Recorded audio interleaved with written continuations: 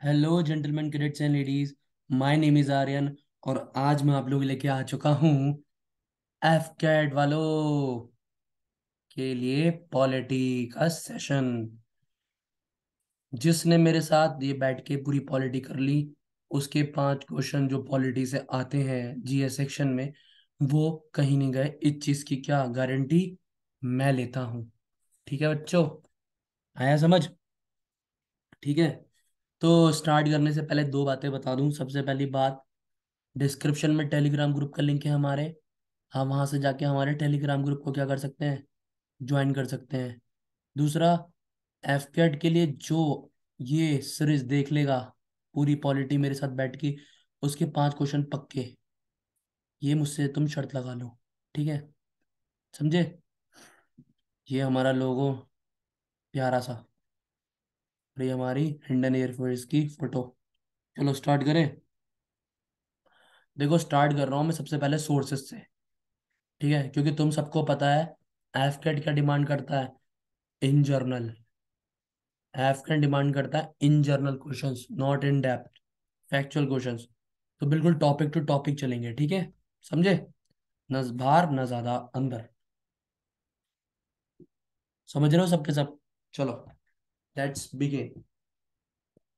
तो सबसे पहले जो हम कवर करेंगे वो करेंगे हम कहाँ से, वो हम करेंगे सोर्सेस से। तो देखो, सोर्सेस कॉन्स्टिट्यूशन, ये जो हमारा कॉन्स्टिट्यूशन बना है वो सोर्सेस कहाँ कहाँ से लिए गए हैं। मतलब हमने अपने कॉन्स्टिट्यूशन के लिए जो जो चीजें हमारे कॉन्स्टिट्यूशन में है, वो कौन कौन सी कंट्रीज से ली गई हैं। समझे? जो सबसे पहले तुम्हारा आता है, वो आता है तुम्हारा गवर्नमेंट का 1935 एक्ट। 1935 एक्ट दिख रहा है? ओके। थोड़ी आवाज़ खराब है, सॉरी फॉर दैट। थोड़ा गला ठीक नहीं है मेरा, तो इसलिए थोड़ी आवाज़ तो मैं ऐसे लग रही होगी, बट फिर भी कोई नहीं, चलेगा। चलो, तो गवर्नमेंट ऑफ इंडिया एक्ट जो है 1935, इससे हमने क्या क्या लिया है? ठीक है, ब्रिटिशर्स का बनाया हुआ एक्ट है। इससे हमने फेडरल स्कीम ली है। ऑफिस जो है गवर्नर का स्टेट्स में, वो हमने लिया है। जुडिशरी मतलब हमारे कोर्ट्स वगैरह हो गए, वो हमने लिए हैं। और पब्लिक सर्विस कमीशन, PSC, मतलब स्टेट और सेंट्रल लेवल पे जो IAS PCS के एग्जाम्स होते हैं, वो इमरजेंसी प्रोविजंस और एडमिनिस्ट्रेटिव ड्यूटी। नेक्स्ट आता है ब्रिटिश कॉन्स्टिट्यूशन। ऑब्वियस सी बात है, ब्रिटिशर्स ने हम पे 200 साल राज किया है, तो इंडेड है कि हम वहां से जो चीजें हमने ली है वो हमारे कॉन्स्टिट्यूशन में दिखती है। और बेसिक सारी चीजें जो हमारे गवर्नमेंट का प्रोसेस है वो हमने वहीं से लिया है। जिनमें से तुम्हारा एक बहुत इंपॉर्टेंट आ जाता है जिसको हम बोलते हैं parliamentary system, Lok Sabha Rajya Sabha, rule of law, legislative process, single citizenship. India में सिंगल सिटीजनशिप है। ठीक है, जैसे यूएसए में ड्यूअल सिटीजनशिप है, कि आप यूएसए के साथ साथ दूसरी कंट्री के भी क्या रह सकते हो, नागरिक रह सकते हो। बट इंडिया में ऐसा नहीं है। Cabinet system, Ritz. रिट्स मतलब एक लीगल ऑर्डर होता है कुछ करना ना करना का, जो कोर्ट द्वारा दिया जाता है। आगे बढ़ेंगे थोड़ा सा। बाइकैमरलिज्म। फिर यूएससी का कॉन्स्टिट्यूशन से हमने क्या लिया, यूएससी, देखो ये क्वेश्चन आया है ना, तभी मैंने सोशल डाले हैं। बिल्कुल फैक्चुअल क्वेश्चन ये पूछ लेगा तुमसे कि भाई साहब ये बताओ कि यूएस फंडामेंटल राइट्स हमने कौन सी कॉन्स्टिट्यूशन से लिए हैं। ऑप्शन दे देगा यूएसए, आयरलैंड, कनाडा, ऑस्ट्रेलिया। तुम्हें क्या बताना है, यूएसए। इतना क्वेश्चन पूछेगा बस। सीडीएस या किसी और एग्जाम की तरह नहीं कि स्टेटमेंट में पूछ रहा है कि समझ रहे हो मैं क्या कहना चाह रहा हूँ, तो इस सेंस में। ठीक है, फंडामेंटल राइट्स हमने यूएसए से लिए हैं। जुडिशरी हमारी इंडिपेंडेंट रहे और जुडिशरी रिव्यू करे चीजों को, वो भी हमने यूएसए से लिया है। प्रेसिडेंट को हटाने का मतलब इम्पीचमेंट मतलब होता है प्रेसिडेंट को कैसे हटाना है, उसका जो प्रोसेस है वो भी हमने यूएसए से लिया है। रिमूवल, सुप्रीम कोर्ट या हाई कोर्ट के जजेस को हरा हटाने का, देखो याद रखना, प्रेसिडेंट वाले को हटाने को इम्पीचमेंट बोलते हैं, और सुप्रीम कोर्ट वाले और हाई कोर्ट वाले को रिमूवल। जजेस को, पोस्ट ऑफ वाइस प्रेसिडेंट, सब यूएसए से लिया है। फिर आता है आयरिश कॉन्स्टिट्यूशन, ये भी एफकाट में क्वेश्चन आ चुका है कि डीपीएसपी कौन सी कॉन्स्टिट्यूशन से लिया गया है, तो हमने आयरिश मतलब आयरलैंड से लिया गया है। कैनेडियन कॉन्स्टिट्यूशन से हमने क्या लिया, हमारा की फेडरेशन जो होना चाहिए स्ट्रांग होना चाहिए। रिसोर्टरी पावर मतलब सेंटर्स और स्टेट्स में जो पावर डिवाइड होती है कि ये काम वो करेगा वो करेगा। ठीक है, ये सब भी ये हमने कनाडा से लिया है। ऑस्ट्रेलिया से हमने बेसिकली मेन जो लिया है कंकरेंट लिस्ट, मतलब जो स्टेट और सेंट्रल गवर्नमेंट के अलावा जो तीसरी लिस्ट होगी जिसमें दोनों का अधिकार होता है उसे बोलते हैं कंकरेंट लिस्ट। और ज्वाइंट सिटिंग 2 हाउसेस की, वो भी हमने ऑस्ट्रेलिया से लिया है कि अगर किसी चीज़ पे बात नहीं बन रही तो दोनों हाउस बैठेंगे साथ में और फिर क्या उस पर डिसीजन लेंगे। समझ रहे हो? फिर जर्मनी, जर्मनी से हमने क्या लिया है, जर्मनी से हम लोगों ने लिया है क्या, इमरजेंसी का प्रोसेस, फंडामेंटल राइट्स इमरजेंसी के टाइम पे जो सस्पेंस करे जाएंगे, सस्पेंड करे जाएंगे, वो हमने जर्मनी से लिया है। फ्रांस से हमने आइडिया लिया है लिबर्टी, इक्वलिटी और फ्रेटर्निटी, जो हमारे प्रियम्बल में दिखता है, ठीक है। अफ्रीका से हमने अमेंडमेंट को, कॉन्स्टिट्यूशन को अमेंड करने का प्रोसेस लिया, और राज्यसभा के मेंबर्स को चूज करने का, इलेक्शन कैसे होंगे। जापान से हमने प्रोसीजर लिया लॉ का, कॉन्स्टिट्यूशन ऑफ फॉर्मर यूएसएसआर, मतलब जो आज का रशिया है, उससे हमने फंडामेंटल ड्यूटीज ली है, ठीक है। और आइडिया ऑफ जस्टिस, ये जस्टिस तीन तरीके के होते हैं, सोशल, इकोनॉमिक और पॉलिटिकल, प्रियम्बल, समझे। चलो, ये थोड़ा इंपॉर्टेंट है, ठीक है। इंपॉर्टेंट इसलिए क्यों, क्योंकि पार्ट से क्वेश्चन पूछता है कि पहले पार्ट में क्या है, दूसरे पार्ट में क्या है, तीसरे पार्ट में क्या है, चौथे पार्ट में क्या है, ये पूछता है एफकेट पे। फिर इन पार्टों के अंदर क्या क्या डिटेल में, वो पूछता है सीडीएस सीएपीएफ में, समझ रहे हो। इस सेंस में पढ़ा रहा हूँ। तो पहले पार्ट में हमारे क्या आते हैं कॉन्स्टिट्यूशन के, पहले पार्ट में यूनियन टेरिटरीज, दूसरे में सिटीजनशिप, फंडामेंटल राइट, तीसरे में फंडामेंटल ड्यूटीज, फोर्थ में, फिफ्थ में यूनियन, यूनियन गवर्नमेंट, फिर सिक्स में स्टेट गवर्नमेंट, सेवन्थ में कॉन्स्टिट्यूशन की जो हटाई हुई चीजें कुछ वो, एट्थ में union territories, panchayat, ninth, ninth A में म्यूनसिपैलिटीज, कोऑपरेटिव, ऐसे करके सारा है, ठीक है, ये पूरा, ठीक है। बट जो उसमें सबसे इंपॉर्टेंट है, तुम्हें एग्जाम के परस्पेक्टिव से याद रखना है, वो ये है सारे, ठीक है, वो ये ज्यादा इंपॉर्टेंट है, समझे। चलो आगे बढ़ते हैं, एक से, चलो, अगला आ गया, हमने शेड्यूल, शेड्यूल्स पढ़ेंगे अब हम। हमने सोर्सेज पढ़ लिया, पार्ट्स पढ़ लिए, पार्ट्स कौन कौन से पार्ट में क्या है। अब हम पढ़ेंगे शेड्यूल, ठीक है। टोटल 12 शेड्यूल होते हैं, ठीक है, कॉन्स्टिट्यूशन में।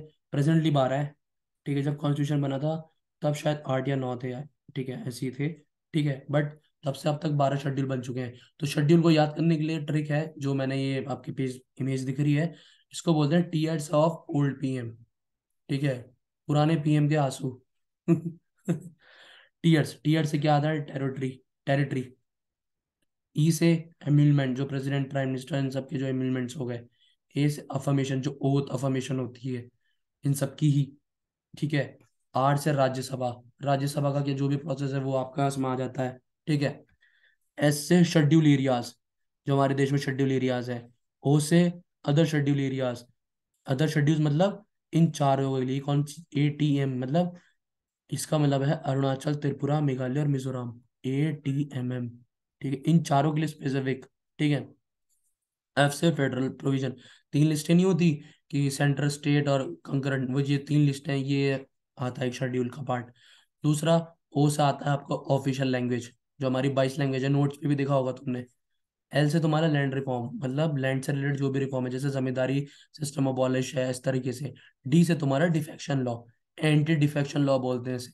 अब बोलोगे सर एंटी डिफेक्शन लॉ मतलब, ये होता है पॉलिटिकल लीडर्स के लिए। एग्जांपल दूं, अगर मान लो एक कैंडिडेट है, अगर वो एक कैंडिडेट इस पॉलिटिकल पर्टिकुलर पार्टी से खड़ा है, ए से, ए कैंडिडेट ए पार्टी से खड़ा है और वो उससे जीत जाता है, लेकिन वो जहाँ के लिए चुना गया वहां जाके वो पार्टी की क्या, लेफ्ट कर देता है, छोड़ देता है, तो उससे डिफेक्शन लॉ चला जाएगा। इस तरह के कुछ रूल्स हैं, ठीक है, बस मैंने आइडिया देने के लिए बताया, ये लीडर्स के लिए होता है, पॉलिटिकल पार्टीज के लिए, ठीक है। पी से तुम्हारा पंचायत और एम से तुम्हारा म्युनिसिपैलिटी, खत्म।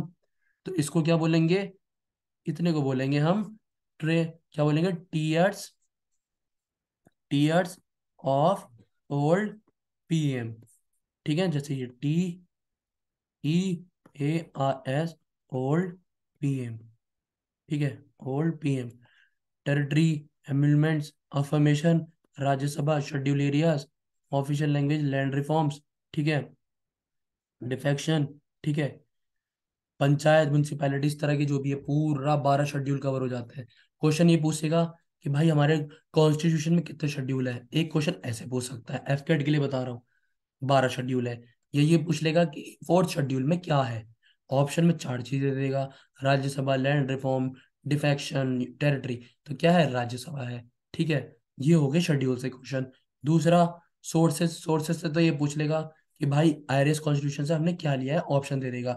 ये पूछ लेगा कि ये DPSP कौन सी कॉन्स्टिट्यूशन से लिया है, उल्टा कर देगा। ये तुम्हारा सोर्सेस से क्वेश्चन आता है। फिर बचा तुम्हारा पार्ट वाला हिस्सा। पार्ट में 1 2 3 4 जो हम पढ़ रहे थे, किस पार्ट में, ये पूछ लेगा कि भाई पार्ट 3 में क्या आता है। पार्ट 3 में तुम्हारा फंडामेंटल राइट्स आता है, इस तरीके से क्वेश्चन पूछ लेगा, समझे, बिल्कुल स्ट्रेट फॉरवर्ड जनरल क्वेश्चन, समझे। चलो आगे, अब आ गया प्रियम्बल। प्रियम्बल को जो स्टार्ट करा गया था, ड्राफ्ट करा गया था, ठीक है। बेसिकली ना प्रियम्बल, अगर मतलब मैं तुम्हें कम सिंपल बताऊं ना, प्रियम्बल मतलब होता है इंटरप्रिटेशन, कि एक तरीके से समरी, हमारे कॉन्स्टिट्यूशन की समरी। अगर किसी को कुछ ना कॉन्स्टिट्यूशन ना पढ़ना हो तो वो प्रियम्बल पढ़ ले, उसे थोड़ा सा आइडिया हो जाता है। और ये पूरा हमारा प्रियम्बल है, इसी बेस पे हमारा पूरा कॉन्स्टिट्यूशन डिपेंडेड है। ठीक है, इसको ड्राफ्ट किसने करा था, ये नाम याद रखना, पंडित जवाहरलाल नेहरू जी ने। कौन से ऑब्जेक्टिव रेजोल्यूशन करके लाए थे। ठीक है, बाद में इसको ड्राफ्ट करके क्या कॉन्स्टिट्यूशन असेंबली में अडॉप्ट कर लिया गया था, जो बाद में जाके हमारा प्रियम्बल बना था। ठीक है, और ये प्रियम्बल कौन सी, यूएसए से लिया गया है। सोर्सेस पढ़ा था ना अभी हमने, कहाँ से लिया गया है, यूएसए से लिया गया है सोर्सेस, समझ रहे हो। फिर क्या होता है 1976 में जाके ना अमेंडमेंट होता है। अमेंडमेंट मतलब कॉन्स्टिट्यूशन में चीजें चेंज करी जाती हैं, उसको बोलते हैं अमेंडमेंट। तो वो कौन से नंबर का चेंज था, 42nd नंबर का चेंज था, जिसके अंदर कॉन्स्टिट्यूशन के अंदर तीन वर्ड्स ऐड करे जाते हैं प्रियम्बल के अंदर, सोशलिस्ट, सेकुलर और इंटीग्रिटी। 1976 से पहले ये तीन वर्ड नहीं थे, नाम याद रखना, सोशलिस्ट, सेकुलर और इंटीग्रिटी। पूछ सकता है क्वेश्चन कि ये तीनों वर्ड कौन से अमेंडमेंट के तहत ऐड करे गए हैं, बस इससे ज्यादा बिल्कुल नहीं। समझ आ रहा है। प्रियम्बल क्या है, पढ़ के दिखा देता हूँ। अब preamble is a brief introduction speech like the preamble to the Indian constitution which states we the people of India have solemnly resolved to constitute India in a sovereign socialist secular democratic republic and secure to all its citizens justice USSR याद है। sources liberty of through expression belief faith equality fraternity मतलब brotherhood। ठीक है, इसी को 26 नवंबर के दिन 1949 में कॉन्स्टिट्यूशन असेंबली में अडॉप्ट कर लिया गया था by hereby enact give ourself constitution. ठीक है, समझ में आ गया। चलो, हमने पार्ट वन पढ़ा था, तो पार्ट वन में हम सबसे पहले क्या पढ़ेंगे, यूएनटी मतलब यूनियन एंड टेरिटरी, आर्टिकल 1 से आर्टिकल 4। तो ठीक है, ये हमारा पार्ट वन है गाइस। ठीक है, आर्टिकल 1 क्या कहता है, ये आर्टिकल है। ठीक है, आर्टिकल 1 2 3 एंड 4। आर्टिकल में बोलता है कॉन्स्टिट्यूशन से India that is Bharat shell be a union of India, shall be union of states मतलब इंडिया दैट इज भारत, जो इंडिया है वो भारत है।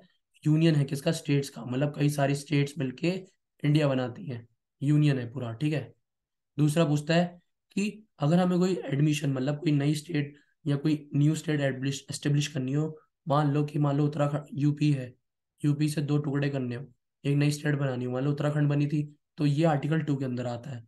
आर्टिकल 3 में कि पार्लियामेंट में कोई न्यू स्टेट या किसी का बाउंड्री नाम कुछ चेंज करना हो, वो आर्टिकल 3 में आता है। फिर आर्टिकल 4 बोलता है लॉ मेड अंडर, जो आर्टिकल 2 और आर्टिकल 3 के अंदर जो लॉ बनाए गए हैं।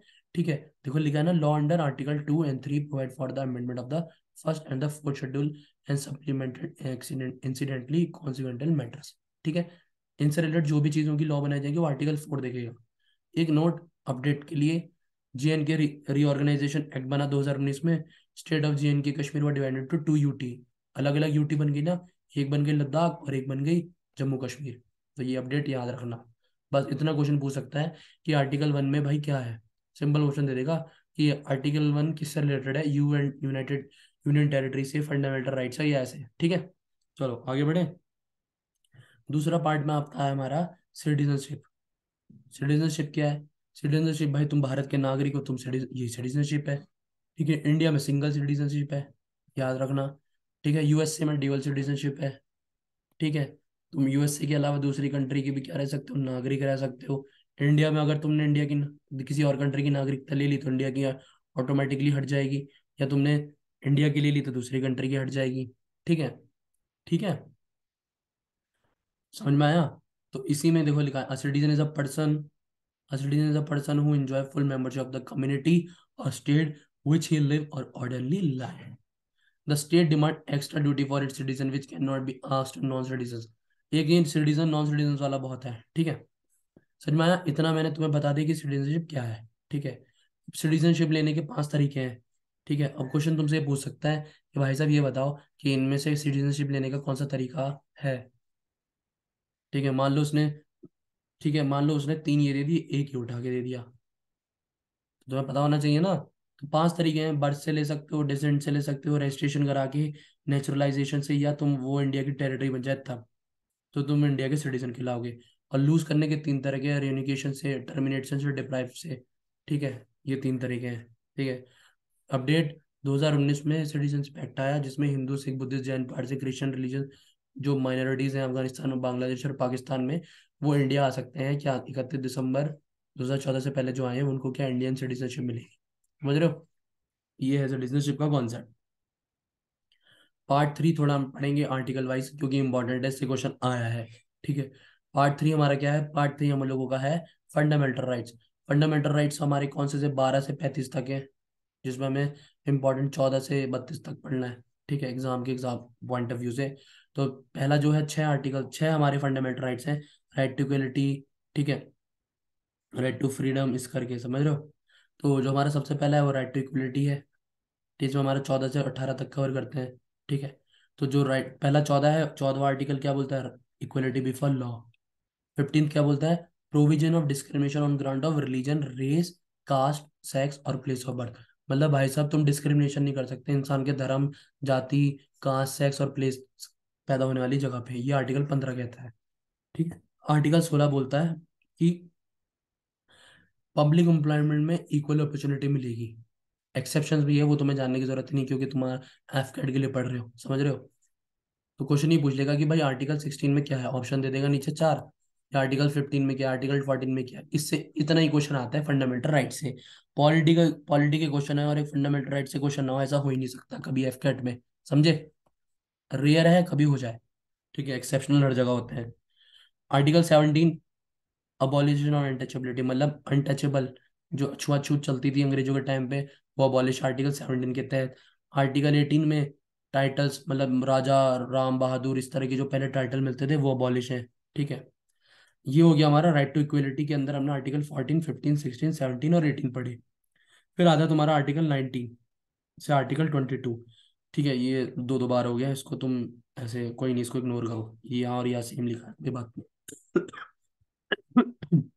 सॉरी। ठीक है, तो आर्टिकल 19 जो पहला है वो बोलता है protection of certain rights regarding speech, expression, assembly, association, movement, residence and profession. Article 19 तुम्हें ये राइट देता है, ये प्रोटेक्शन देता है कि भाई तुम अपनी राइट टू एक्सप्रेशन, मतलब तू एक्सप्रेस कर सकते हो, मूवमेंट कर सकते हो इंडिया में कहीं भी, प्रोफेशनल कुछ प्रोफेशन कुछ भी चूज कर सकते हो, कहीं भी असेंबल हो सकते हो। ठीक है, कहीं भी घर ले सकते हो, इस तरीके के, मतलब कहीं रह सकते हो, इस सेंस में कहना चाह रहा हूँ। ये आर्टिकल 19 बोलता है। आर्टिकल 20 बोलता है कि भाई protection in respect of conviction of for offences, मतलब ऑफेंस अगर तुमने कोई गलती करी है तो उससे रिलेटेड तुम्हें प्रोटेक्शन मिलेगी, जैसे तुम अपना वकील ले सकते हो। ठीक है, 24 घंटे के अंदर तुम्हें डीएम के पास, तो मतलब बेसिकली मैं तुम्हें इसलिए बता रहा हूँ कि तुम्हें पता होना चाहिए कौन से आर्टिकल के अंदर क्या है। ठीक है, आर्टिकल 21, पर्सनल लिबर्टी। ठीक है, production of life and personal liberty, ये आर्टिकल 21 के अंदर आता है। 22, protection protection again arrest and detention, अगर तुम्हें कोई अरेस्ट कर ले सकता है, पुलिस अरेस्ट कर ले, तो तुम्हें प्रोटेक्शन मिलेगी, तुम अपनी चीजें, वकील, ये सारी चीजें कर सकते हो, इस तरीके से रिलेटेड जो भी चीजें हैं। और ऑफेंस से रिलेटेड मेरे कहने का लगता है कि तुम पे एक केस को लेके बार बार तुम्हें सजा नहीं दी जा सकती अगर तुमने उसकी सजा काट ली हो। और यहाँ वो चीज अलग हो जाती है कि तुम अपना वकील हायर कर सकते हो, इस तरह की चीजें आर्टिकल 22 में आती है। तो आर्टिकल 19 क्या है? आर्टिकल 19 है राइट टू फ्रीडम, और आर्टिकल 19 से 22 जो है वो राइट टू फ्रीडम है। Article 19 protection of certain rights. Article 20 right in respect of conviction for offences. Article 21 protection of life और प्रोटेक्शन अगेंस्ट अरेस्ट। आर्टिकल 22, समझे? ये आर्टिकल्स याद रखना। चलो, ठीक है, ये एक थोड़ा एक्सेप्शन, थोड़ा सा नोट के फॉर्म में, कि राइट टू एजुकेशन जो आया है उसको आर्टिकल राइट टू एजुकेशन जो है उसको आर्टिकल 21A के तहत इन करा गया बाद में, कि भाई 6 से जो 14 साल के बच्चे हैं उनको कंपलसरी एजुकेशन देना जरूरी है। फिर तुम्हारा आ जाता है राइट अगेंस्ट एक्सप्लॉयटेशन। एक्सप्लॉयट नहीं करना भाई किसी को, अगेंस्ट इनके जो एक्सप्लॉयट करें उनके अगेंस्ट जो राइट्स हैं। 23, 24 वो दो कवर करते हैं, जिसमें ह्यूमन ट्रैफिकिंग, इंसान को जो बेचते हैं, जबरदस्ती फोर्स लेबर, मतलब बिना मनी के पैसे काम कराना, इनसे रिलेटेड जो भी प्रोटेक्शन है वो आर्टिकल 23 के तहत आती है। Article 24, provision of employment, employment for children in any factory, मतलब छोटे बच्चों को तुम हैजार्ड्स कंडीशंस या किसी फैक्ट्री वगैरह में काम पे नहीं रख सकता, ये आर्टिकल 24 के अंदर है। अगर करते हो तो तुम्हें सजा मिलेगी, उसके लिए प्रोटेक्ट, ठीक है, प्रोहिबिट है। ठीक है, आर्टिकल 25 से 28 तुम्हारा रिलीजन फ्रीडम को लेके है, फ्रीडम ऑफ रिलीजन से रिलेटेड। ठीक है, 25 से 28। ठीक है, जिसमें आर्टिकल 25 बोलता है कि भाई तुम कोई भी रिलीजन प्रोफेस कर सकते हो, प्रैक्टिस कर सकते हो, प्रोपोगेट कर सकते हो। ठीक है, उसका प्रचार प्रसार कर सकते हो। 26 बोलता है कि भाई तुम अपने रिलीजियस अफेयर्स खुद मैनेज करोगे। ठीक है, दूसरा ये कि फ्रीडम फ्रॉम टैक्सेशन, मतलब तुम टैक्स नहीं लोगे किसी रिलीजन को प्रमोट करने के लिए सेंस में, ठीक है।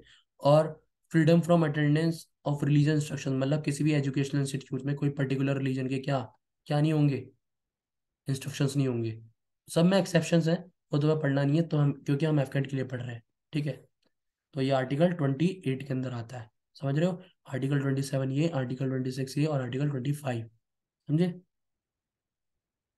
नेक्स्ट आता है हमारे कल्चरल और एजुकेशन राइट्स, जो आर्टिकल 29 और 30 कवर करता है, ठीक है। ठीक है। प्रोटेक्शन और of interest of minority, minority जो है, जो हमारे देश में माइनॉरिटीज रिलीजन है, जो लोग हैं, उनकी प्रोटेक्शन के लिए आर्टिकल 29 है, ठीक है। और माइनॉरिटीज अपना खुद का एजुकेशनल इंस्टीट्यूट बना सकते हैं, आर्टिकल 30 बोलता है। Freedom of press is implicit in the article 19, article 19 में फ्रीडम ऑफ प्रेस है। आर्टिकल 20 और 21, ये याद रखना कि ऐसे क्वेश्चन पूछ लेगा तुमसे, एफकेट के लिए बोल रहा हूँ, कि भाई साहब आर्टिकल 20 और आर्टिकल 21 में मुझे ये बताओ कि वो कौन से दो आर्टिकल हैं जिनको हम क्या इमरजेंसी के टाइम पे क्या अबॉलिश नहीं कर सकते। क्वेश्चन ऐसे पूछ लेगा तो ऑप्शन में दे देगा 20, 21, 22, 23, 24, 25। वो कौन कौन से हैं, वो सिर्फ 20 और 21 है जिनको आप इमरजेंसी के टाइम पे भी क्या, नेशनल इमरजेंसी ये कौन से आर्टिकल के तहत आती है, आर्टिकल 352। जो नेशनल इमरजेंसी आर्टिकल 352 है, जो अगर वो देश में लागू हो गई है तो तुम सारे फंडामेंटल राइट्स को सस्पेंड कर सकते हो, लेकिन 20 और 21 को नहीं कर सकते। राइट टू प्रॉपर्टी, इसको हटा दिया गया था, फिर इसको एक नॉर्मल राइट बना दिया गया, सिर्फ एक ही लीगल राइट, फंडामेंटल राइट नहीं।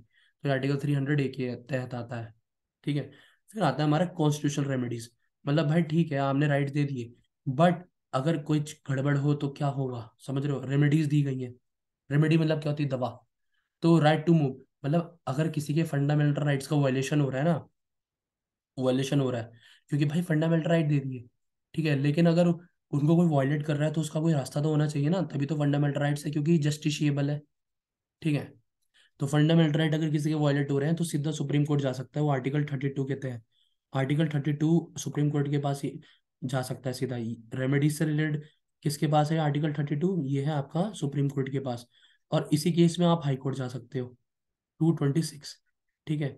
अगर किसी के फंडामेंटल राइट्स का वायलेशन होता है तो आर्टिकल 226 के तहत आप हाई कोर्ट जा सकते हो, और आर्टिकल 32 के तहत आप कहाँ जा सकते हो, आप जा सकते हो supreme court. B.R. Ambedkar called article 32, याद रखना इंपॉर्टेंट, कि क्वेश्चन पूछ सकता है, what is the, which article, question सुन लो, which article is the heart and soul of the constitution, ऐसे क्वेश्चन पूछ लेगा। कौन सा है, आर्टिकल 32, याद रखना। तो वो 5 रिट्स तह इन 5 रिट्स के तहत वो जा सकता है। रिट्स मतलब क्या होता है, एक लीगल ऑर्डर जो सुप्रीम कोर्ट या हाई कोर्ट के जज द्वारा दिया जाता है किसी चीज को करना या ना करने के लिए, एक लीगल ऑर्डर होता है। तो ये 5 रिट्स हैं, habeas corpus, mandamus, provision, certiorari, quo warranto, ठीक है। ये इनके तहत इशू होते हैं, ठीक है। समझ में आ गया, 1, 2, 3, 4, 5, चलो। रिट्स कौन कौन से, habeas corpus, mandamus, provision, certiorari, quo warranto. इनके तुम्हें मतलब बता दो क्योंकि ये लैटिन लैंग्वेज में है, ठीक है। हबिस कॉर्पस मतलब you may have the body to release a person who has been, ठीक है, अगर किसी को अनलॉफुली अनलॉफुली डिटेन कर लिया गया है, ठीक है, ठीक है, प्राइवेट कस्टडी में, तो वो हबीस कॉर्पस के तहत उसके घर वाले वो जा सकते हैं कि तो आपने आपने उसको किस बेस पे आपने उसको क्या अरेस्ट किया है। मैंडेमस मतलब होता है we command to secure the performance, मतलब हम, मतलब आप किसी की पब्लिक ड्यूटी अगर कोई अपनी अच्छे से फॉलो नहीं कर रहा, मान लो कोई पब्लिक ड्यूटी अपनी अच्छे से फॉलो नहीं कर रहा, ठीक है, ठीक है। सुप्रीम कोर्ट है, सुप्रीम कोर्ट ने लोअर कोर्ट को बोल सकता है कि भाई तुम अपनी ड्यूटी अच्छे से फॉलो नहीं कर रहे हो, ठीक है, पब्लिक ड्यूटी अच्छे से फॉलो करो, इस सेंस में। सर्सुरारी मतलब to be certified to quash the order already pass by the inferior tribunal और क्वाजी जुडिशियल अथॉरिटी, मतलब ऐसा हो सकता है कि अगर ट्राइब्यूनल या सुप्रीम कोर्ट हाई कोर्ट से नीचे के जो कोर्ट्स हैं, अगर उनने कोई क्या ऑर्डर पास कर दिया है तो उसको क्वाश करा जा सकता है, खत्म करा जा सकता है, ठीक है, किसके द्वारा, इस रिट्स के तहत। प्रोविजन, प्रोबिट नहीं होता, Probit the act of stopping something, मतलब स्टॉप करा जा सकता है, प्रोबिट करा जा सकता है इंफीरियर कोर्ट फ्रॉम कंटिन्यूइंग, मतलब कोई भी प्रोसेस शुरू करने के लिए, अगर कोई प्रोसेस मान लो शुरू करा गया इंफीरियर कोर्ट में, तो ये रिट इशू हो गया तो इस तहत के तहत आपको क्या रुकना पड़ता है। तो वारंटो मतलब टू बाय व्हाट अथॉरिटी, मतलब किसी इंसान को उसकी पब्लिक ऑफिस की ड्यूटी, मान लो जैसे आप कॉलेज में हो, कॉलेज का एक एंट्रेंस एग्जाम है या कोई एलिजिबिलिटी क्राइटेरिया पास करके आए होंगे ना, तो ये आपकी अथॉरिटी है। इसी तरीके से वो पूछ सकते हैं कि भाई आपकी अथॉरिटी के तहत आप ये चीज़ें होल्ड करके बैठे हो। समझ रहे हो? तो ये 5 रेट्स हैं, ठीक है, इनके नाम याद रखना बस। नेक्स्ट आ रहा हमारा हमारा पार्ट 4। जो पार्ट 4 में माना जाता है डीपीएसपी। और डीपीएसपी हमने किससे लिया है? डीपीएसपी हमने लिया है आयरिश कॉन्स्टिट्यूशन से। आयरिश मतलब आयरलैंड, ठीक है।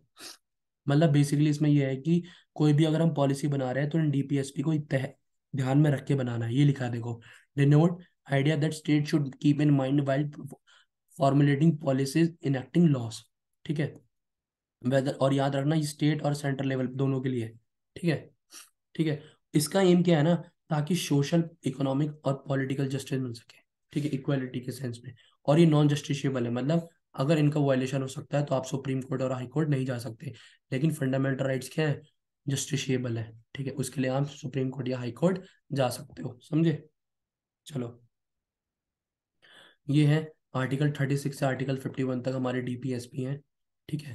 क्वेश्चन तुमसे ये पूछ लेगा एफकेट में कि भाई साहब ये बताओ कि आर्टिकल 39 में क्या है। मतलब ऑप्शन दे देगा 4, या ये लिख देगा कि स्टेटमेंट दे दी कि मान लो ये बोल दिया कि uniform civil code for the citizen कौन से आर्टिकल में आता है, ठीक है। ऑप्शन दे देगा आर्टिकल 36, 37, 38, 44। तो किस में है? 44 में है, ठीक है। ठीक है, तो ये गाइड करते हैं कोई भी पॉलिसी लाने से पहले स्टेट को, ठीक है। सॉरी, नॉन जस्टिसेबल है नेचर में, ठीक है। आर्टिकल 36 और 37, इसमें डेफिनेशन और एप्लीकेशन है इन प्रिंसिपल से रिलेटेड, ठीक है। 38 बात करता है social order, secure, protect and social order which stand for the welfare, लोगों के वेलफेयर के लिए जो ऑर्डर है, ठीक है। 39 बात करता है कि certain principles of policy to be followed by the state. 40 village panchayat की सेल्फ गवर्नमेंट होनी चाहिए। 41 right to work, to education and public assistance, help करनी है certain cases. 42 humane condition, maternity relief, ठीक है। 43 वर्कर्स के जो लिविंग वेजेस हैं और प्रमोट कॉटेज इंडस्ट्री, ये 43 के तहत आता है। 44 में आपका यूसीसी मतलब uniform civil code for the citizens, article 44 के तहत आता है। आर्टिकल 5 भी बोलता है कि भाई provision for early childhood care and education to children below the age, लेकिन बाद में इसको 21 के तहत कर नहीं गया था कि 6 से 14 साल के बच्चों को क्या एजुकेशन राइट है। 46 में प्रमोट एजुकेशन इकोनॉमिक इंटरेस्ट, जो वीकर सेक्शन है उनके एजुकेशन और इकोनॉमिक इंटरेस्ट को आगे बढ़ाना है, शेड्यूल बेसिकली SC ST हो ले। 47 में तुम्हारा improvement public health, public health को इंप्रूवमेंट करना है। टॉक्सिक ड्रिंक्स और ड्रग्स, देखो इसमें लिखा है टॉक्सिसिटी ड्रिंक्स, ड्रिंक तो हम पीते हैं, ठीक है, इस तरीके से हमारा डीपीएस वायलेट हो रहा है। लेकिन वो डीपीएसपी क्या है? डीपीएसपी नॉन जस्टिसेबल है, इसलिए वो आप कोर्ट जा ही नहीं सकते। तभी तो दारू पीते हैं ना लोग, इतनी लिक्विड शॉप्स क्यों है, समझ में आया? ये है इसका मतलब। 48 organisation agriculture and husbandry modern तरीके से करो। 49 मॉन्यूमेंट्स और हिस्टोरिक इंटरेस्ट का ध्यान रखो, नेशंस के जो धरोहर है। 50 ये इंपॉर्टेंट है, ये पूछा गया है एफकेट में ना पहले भी, कि सेपरेशन ऑफ जुडिशरी, मतलब गवर्नमेंट और जुडिशरी क्या सेपरेट होनी चाहिए, मतलब गवर्नमेंट का इन्वॉल्वमेंट नहीं होना चाहिए जुडिशरी में। इस हिसाब से तो गवर्नमेंट कुछ भी करेगी, जुडिशरी उनके हाँ में लाती जाएगी, तो वो तानाशाही हो जाएगी ना। तो ये आर्टिकल 50 के तहत है। आर्टिकल 51 ये लेटेस्ट है, ठीक है। इसमें promotion of international peace and, sorry ये नहीं है लेटेस्ट, वो फंडामेंटल ड्यूटीज है। 51 promotion international peace, international level of peace maintain रहना चाहिए, समझ रहे हो? तो ये सारे डीपीएसपी हो गए हमारे। I hope you guys understand, ठीक है। तो क्वेश्चन ये पूछ लेगा कि भाई साहब मान लो आर्टिकल 44 है, आर्टिकल 44 भी पूछ लिया कि what is in article 44। 4 option दे दिए, तो क्या है? यूनिफॉर्म सिविल कोड के बारे में है, समझे? चलो आगे। अब आ रही है हमारी फंडामेंटल ड्यूटीज, जो क्या है? फोर्थ पार्ट का फोर्थ ए है, फोर्थ ए है। इसको अमेंड करा गया था इसलिए इसमें ए लगा है, ठीक है। क्यों? और इसके कौन सा आर्टिकल के तहत अमेंड करा गया था? 42nd अमेंडमेंट एक्ट, ठीक है, जो स्वर्ण सिंह कमेटी द्वारा लाई गई थी फंडामेंटल ड्यूटीज। इस कमेटी का नाम याद रखना, ये क्वेश्चन पूछा गया है कि फंडामेंटल ड्यूटीज कौन सी कमेटी द्वारा लाई गई थी, तो वो थी स्वर्ण सिंह कमेटी, ठीक है।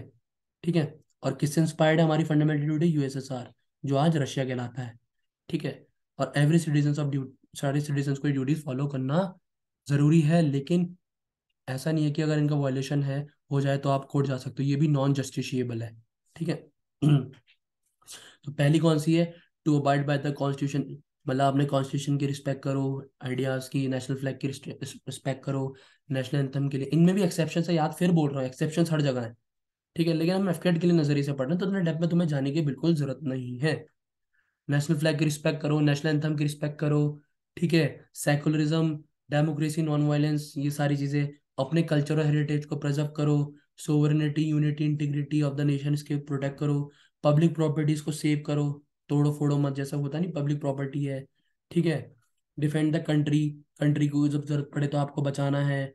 नेचुरल रिसोर्सेज को बचाओ, डावरी, गैम्बलिंग और इस सारे सोशल को अवॉइड करो। और ये latest, towards excellence in the respective sphere of activities of the individual। समझे?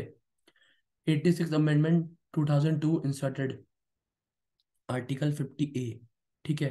पेरेंट और गार्डियन टू प्रोवाइड अपॉर्चुनिटी। देखो ये जो लास्ट वाला है ना, ये इसके बाद इसको लेटेस्ट ऐड करा गया है, कब? 2002 में, कि भाई 6 से 14 साल के बच्चों को क्या एजुकेशन देनी है। ठीक है। बाद में इसको 21A में ऐड नहीं कर देगा, फंडामेंटल राइट ही बना दिया। ठीक है। चलो नेक्स्ट, अब आ रहा है पार्ट 5। पार्ट 5 में हम यूनियन के बारे में पढ़ेंगे। यूनियन मतलब सेंटर। ठीक है, सेंट्रल लेवल पर, जिसमें हम सबसे पहले प्रेसिडेंट के बारे में पढ़ेंगे, आर्टिकल 52 से आर्टिकल 151। ठीक है। तो भाई प्रेसिडेंट होता है यूनियन का हेड। ठीक है। एग्जीक्यूटिव ऑफ द हेड कौन होता है? स्टेट का प्रेसिडेंट ही होता है। ठीक है। फर्स्ट सिटीजन होता है, इस इनसे ही सिटीजनशिप काउंट होती है। ठीक है। ठीक है। Obligatory on the part of president to accept the advice. ठीक है। ऑब्लिगेटरी होता है प्रेसिडेंट को कि वो काउंसिल ऑफ मिनिस्टर्स की एडवाइस को माने। ठीक है।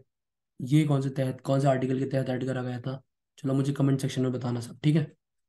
क्वालिफिकेशन क्या क्या चाहिए प्रेसिडेंट के लिए? कि भाई वो इंडिया का सिटीजन होना चाहिए, 35 साल उसकी उम्र होनी चाहिए। ठीक है। एलिजिबल होना चाहिए लोकसभा के लिए। ठीक है। ठीक है। और कोई ऑफिस या प्रॉफिट उसने होल्ड ना कर रखा हो। इलेक्शन कैसा होता है? इनडायरेक्ट इलेक्शन होता है, मतलब हम लोग पार्ट नहीं लेते, हमारे बिहार में जो चूज करे हुए एमपीज हैं, ठीक है, वो हमारे बदले वोट देते हैं। ठीक है। इलेक्टोरल कॉलेज के तहत। ठीक है। बोथ हाउसेज, पार्लियामेंट के दोनों हाउसेज, राज्यसभा लोकसभा में। ठीक है। और स्टेट लेवल पे भी चूज कर, जो हमारे लेवल पे एमएलए चूज करे गए हैं। ठीक है। ठीक है। जिसमें सिर्फ, ठीक है, तो इसमें क्या होता है ना, members of the legislative council, मतलब जो एक विधानसभा होता है और एक विधान परिषद होता है। ठीक है। वो हर स्टेट में नहीं है, उसके मेंबर्स को अलाउ नहीं है। ठीक है। और प्रेसिडेंट से रिलेटेड जो भी डिस्प्यूट होता है, ठीक है, प्रेसिडेंट से रिलेटेड जो भी डिस्प्यूट होता है उसको कौन देखता है? उसको देखता है आपका सुप्रीम कोर्ट। कौन देखता है? आपका सुप्रीम कोर्ट देखता है। ठीक है। समझ में आया? कौन सा आर्टिकल में आता है प्रेसिडेंट हमारा? 52 आर्टिकल में आता है, 52 53 में। ठीक है। चलो, 5 साल का टर्म होता है। ठीक है, टर्म्स के बारे में पढ़ रहे हैं, टेन्योर। 5 साल का टर्म होता है। ठीक है। ठीक है। The term in 5 year through there is no upper limit on the number of time person can be the, जैसे यूएसए में है ना कि आप 2 बार ही प्रेसिडेंट बन सकते हो, इंडिया में नहीं है, आप कितनी बार भी बन सकते हो, ये आर्टिकल 57 के तहत आता है। ठीक है। सैलरी कितनी होती है? 5 लाख होती है। ठीक है। और अगर मान लो प्रेसिडेंट की ऑफिस वैकेंसी ड्यू है, चाहे डेथ हो गई हो, रेजिग्नेशन दे दिया या रिमूव कर दिया गया हो, तो वाइस प्रेसिडेंट फिर प्रेसिडेंट का फॉलो करता है। फिर अगर वाइस प्रेसिडेंट भी नहीं है ना, तो चीफ जस्टिस ऑफ इंडिया आते हैं, वो ड्यूटी निभाते हैं, और वो भी नहीं है तो सीनियर मोस्ट जज आते हैं। ठीक है। ठीक है। फर्स्ट प्रेसिडेंट हु डाइड, देखो ये याद कर लो, एक क्वेश्चन पूछा जा सकता है। Who first president who died in the office was doctor Zakir Hussain. Fakhruddin Ali Ahmed was the second president to die in office. ठीक है। Second justice Ahmadullah was the first chief justice of India to be appointed as a president. ये पहले chief justice थे जिनको India का क्या president choose करा गया था। इम्पीचमेंट का प्रोसेस क्या है? इम्पीचमेंट मतलब हटाने का, ये क्वासी जुडिशियल होता है। ठीक है। President can be impeach on the ground of violation. ये आर्टिकल 61 के तहत आता है कि अगर कॉन्स्टिट्यूशन का वायलेशन करता है प्रेसिडेंट, तो ही उनको हटाया जाएगा। और ये इम्पीचमेंट का प्रोसेस दोनों किसी भी हाउस में स्टार्ट करा जा सकता है। ठीक है। पावर क्या क्या है प्रेसिडेंट की? Is a formal head of the administration. ठीक है। और हर चीज को अपॉइंट, मतलब जो बड़ी बड़ी पोस्टेड हो गई, इवन प्राइम मिनिस्टर को भी अपॉइंट ये करता है, लेकिन ये उनको अपॉइंट करता है जो जीत के आता है, मेजोरिटी मीन्स अपॉइंट यही करते हैं।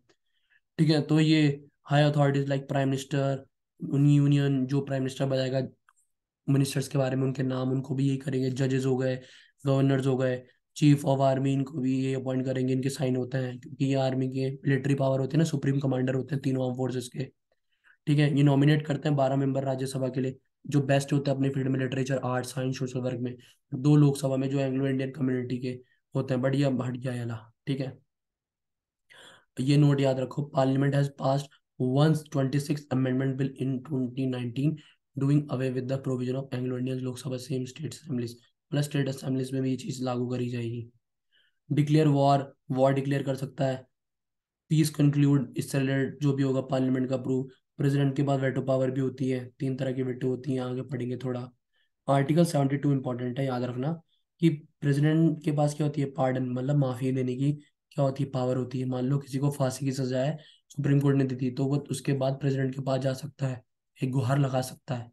ठीक है, तो ये आर्टिकल 72 के तहत आता है। ठीक है, जिसमें वो पार्डन, रिप्राइव, रेस्पाइट, रिजमिशन, पनिशमेंट और सस्पेंड, रिमीड, कम्यूट कर सकता है, मतलब सजा बदल सकता है, कहीं कहीं पूरा ही माफ कर सकता है, कहीं टाइम कम कर सकता है, लेकिन लेकिन उसी केस में जब डेथ, किसी को डेथ सेंटेंस हुई हो।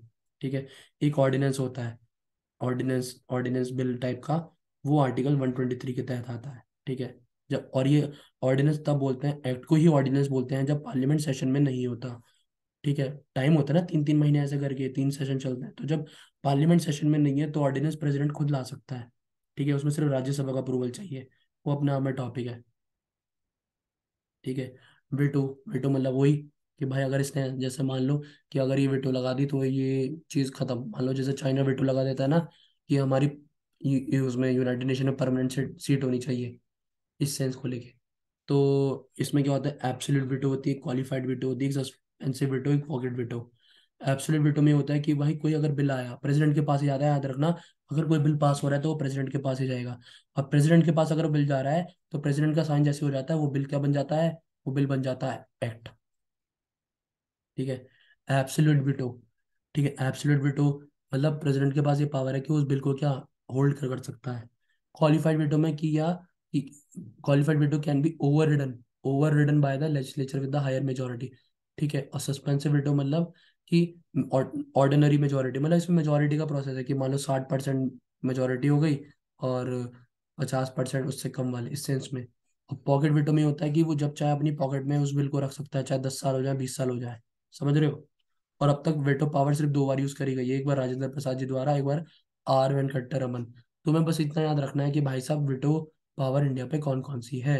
ये पूछ लेगा कि एब्सोल्यूट वेटो क्या है, मान लो एब्सोल्यूट वेटो में क्या है, तो 4 ऑप्शन दे देगा, या withholding the assent to the bill, ठीक है, या ओवर रिडन, बस इतना पूछ लेगा, इससे बाहर कुछ नहीं पूछेगा। ठीक है, president of India is a vested with 3 vetoes. India के पास सिर्फ 3 वेटो है, एक नहीं है। ठीक है, वो है absolute, suspensive and pocket. Qualified veto India के पास नहीं है, वो प्रेसिडेंट के केस में वो यूएसए के पास है, समझे।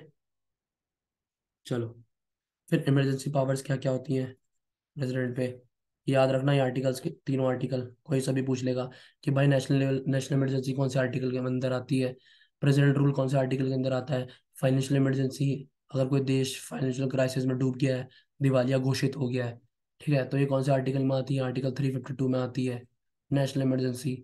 फिर तुम्हारा आर्टिकल 356 में तुम्हारा प्रेसिडेंट रूल आता है स्टेट में। ठीक है, अगर कोई स्टेट गवर्नमेंट नहीं संभाल पा रही स्टेट को। फिर तुम्हारा फाइनेंशियल इमरजेंसी आर्टिकल 360 के तहत आती है। ठीक है, इतना किसका काम था, इतना पावर, ये सारे किसके बारे में था, ये था प्रेसिडेंट के बारे में एक छोटा सा आइडिया। ठीक है, फिर आता है वाइस प्रेसिडेंट। वाइस प्रेसिडेंट कौन से आर्टिकल में आता है, याद रखना है, क्वेश्चन पूछ लेगा कि वाइस प्रेसिडेंट कौन से आर्टिकल में आता है कॉन्स्टिट्यूशन के, तो वो आता है आर्टिकल 63 में। ठीक है, ही इज इलेक्टेड बाय, दोनों हाउसेस द्वारा इलेक्ट करा जाता है। ठीक है, और याद रखना एक क्वेश्चन चीज बता देता हूँ, वाइस प्रेसिडेंट जो होता है वो ही राज्यसभा का क्या होता है, चेयरमैन होता है। वही वहां पर, जैसे लोकसभा में स्पीकर होता है, राज्यसभा में चेयरमैन होता है। देखो लिखा भी है, the vice president is the ex officio chairman of the council of state, Rajya Sabha. ये कौन सा आर्टिकल में है, आर्टिकल 64 में। सैलरी कितनी होती है, 4 लाख होती है। और क्वेश्चन पूछ सकता है कि भाई पहले वाइस प्रेसिडेंट कौन थे इंडिया के, तो डॉक्टर एस राधाकृष्णन। ठीक है, and the first and the only vice president who died in the office, वो थे श्री कृष्णकांत, 97 से 2002 तक। ठीक है।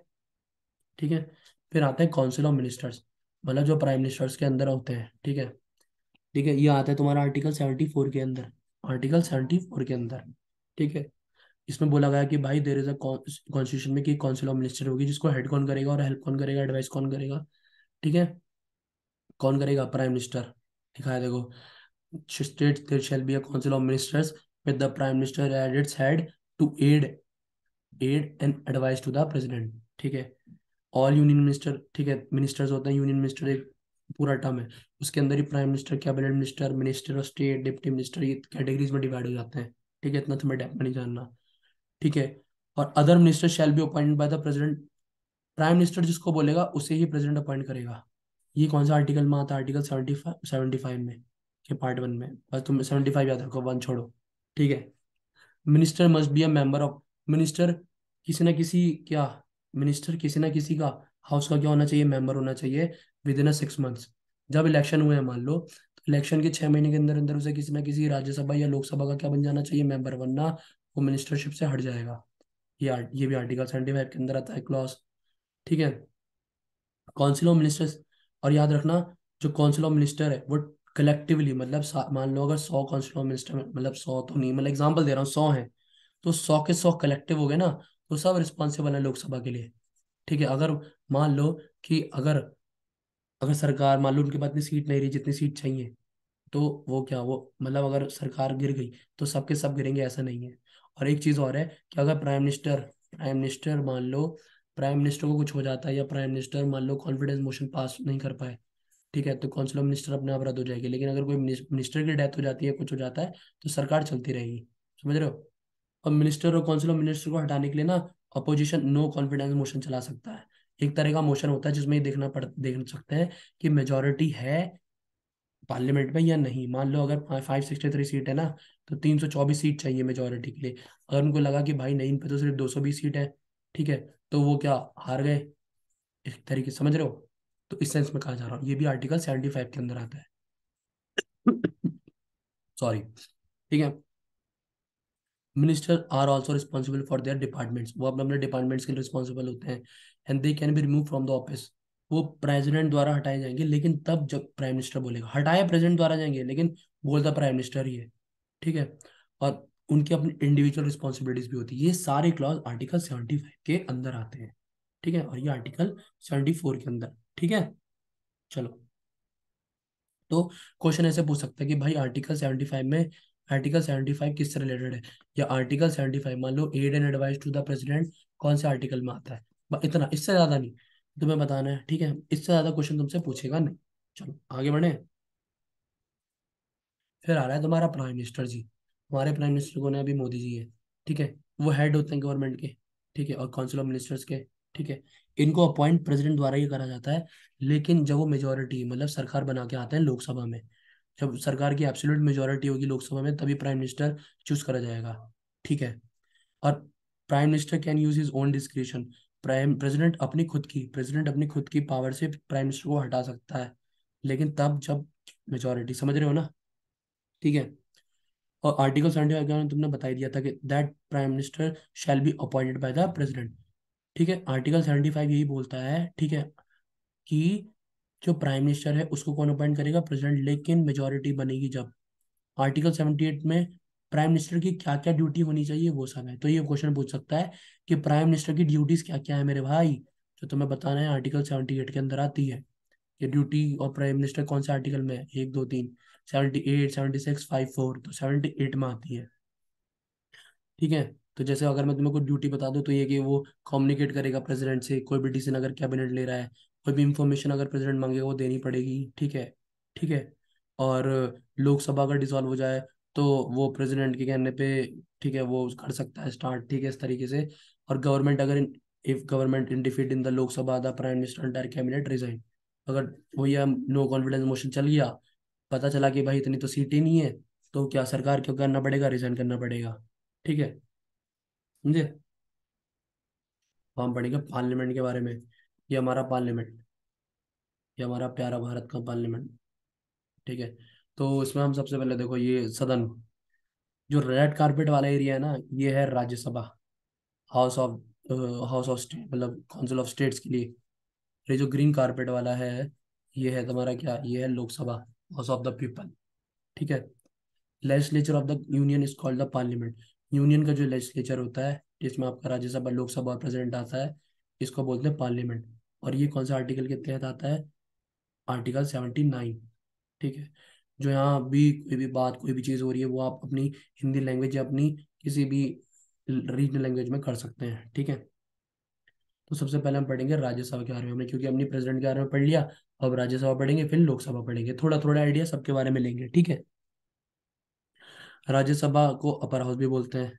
ठीक है, पार्लियामेंट का। ठीक है, और पहली सिटिंग राज्यसभा की कब हुई थी याद रखना, सबसे पहले 3 अप्रैल 1952।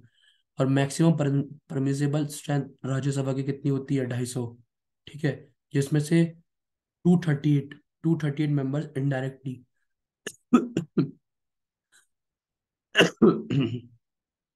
सॉरी, जिसमें से 238, जो 238 मेंबर्स हैं, are elected indirectly from the states, जो सीधा स्टेट से चूज करे जाएंगे। ठीक है, एंड यूनियन टेरिटरी से। 12 मेंबर जो होते हैं, मैंने बताया था ना, वो प्रेसिडेंट नॉमिनेट करता है। ठीक है, ये वाला इतना क्लॉज किसके अंदर आता है, आर्टिकल 80 के तहत। और अभी करंटली राज्यसभा की कितनी स्ट्रेंथ है, अभी करंटली राज्यसभा की स्ट्रेंथ है 245, जिसमें से 229 मेंबर जो स्टेट से इलेक्ट करे गए हैं, बाकी 4 मेंबर यूनियन टेरिटरी से, और 12 नॉमिनेटेड। ठीक है, और राज्यसभा परमानेंट हाउस है, मतलब ये पूरे साल चलता है। ठीक है, इसको कभी डिसॉल्व नहीं करा जा सकता। ठीक है, इसका टेन्योर 6 साल का होता है वैसे। ठीक है, 1/3 ऑफ द मेंबर, और वन थर्ड मेंबर हर साल रिटायर होते हैं, हर दूसरे साल। ये आर्टिकल 83 के तहत आता है। ठीक है, इट शेयर लेजिस्लेटिव पावर, दोनों की पावर्स है, लेजिस्लेटिव पावर लोकसभा के साथ शेयर करता है, सिर्फ मनी बिल को छोड़ के। जो मनी बिल मतलब बजट से रिलेटेड जो भी चीज़ें हैं, ये सारी चीज़ें लोकसभा में चलती हैं। इसमें लोकसभा ओवरराइड कर देता है राज्यसभा को। ठीक है, चलो नेक्स्ट आता है आप लोगों का लोकसभा। ठीक है, लोकसभा जिसको हम पीपल्स हाउस, जहाँ हमारे एमपीज बैठते हैं, जिनको हम चूज करते हैं डायरेक्टली, इलेक्शन होता है ना वो। ठीक है, पहली मीटिंग कब हुई थी, 13 मई 1952। और अभी करंटली चल रही है 17 लोकसभा, अभी जो चल रही है इन प्रेजेंट। 3 सेशन होते हैं। क्वेश्चन ये पूछ सकता है कि भाई कितने सेशन होते हैं लोकसभा के, 1 2 3 4 ऐसे करके, तो कितने होते हैं, 3 होते हैं, याद रखना। पहला सेशन होता है बजट सेशन, जो अभी हाल ही में बजट आया, पता होगा आप लोगों को, फरवरी से मई तक। दूसरा होता है मानसून सेशन, जो जुलाई से सितंबर तक चलता है। तीसरा होता है विंटर सेशन, नवंबर से दिसंबर तक। टोटल कितने मेंबर होते हैं, 530, जिसमें से 20 यूटी से होते हैं, यूनियन टेरिटरी से, और 2 नॉमिनेट करे जाते हैं एंग्लो इंडियन कम्युनिटी से, जो अब अबॉलिश कर दिया गया है।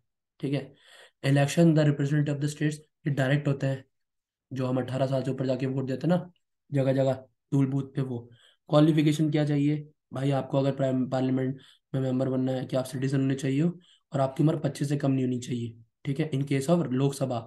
ठीक है, एंड 30 साल से कम नहीं होनी चाहिए इन केस ऑफ राज्यसभा। ठीक है, समझ रहे हो। चलो, बिल कौन कौन से आ जाते हैं जो हम यहाँ पास करते हैं, 3 बिल होते हैं basically, 4 sorry, ordinary, money, financial and constitutional. इनमें सबसे इंपॉर्टेंट होता है मनी बिल, ये सिर्फ लोकसभा कर सकता है स्टार्ट। ठीक है, मनी से रिलेटेड है।